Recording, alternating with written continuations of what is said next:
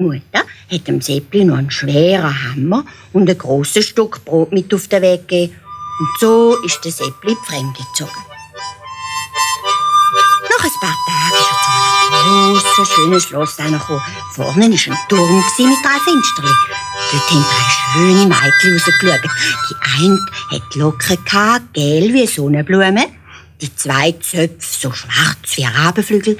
Und die dritte ein rüebli-roter Wuschelkopf. Guten Abend, ihr 3 schöne Fräulein. Hättet ihr vielleicht einen Teller Suppe für mich?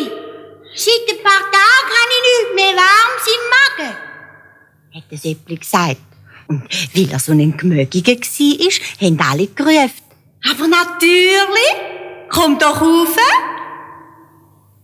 Der Seppli hat aber nicht nur einen Teller Suppe bekommen. Nein, der durfte mit diesen 3 schönen Fräulein am Tisch sitzen und essen, so viel er wollte. Fisch und Braten, Gückeli und Schokokuchen. Aber am besten hat es dem Seppli gefallen, dass niemand mit ihm geschumpft hat. Alle haben ihn freundlich angeschaut und gefragt, wie er heisse und wo er herkommt.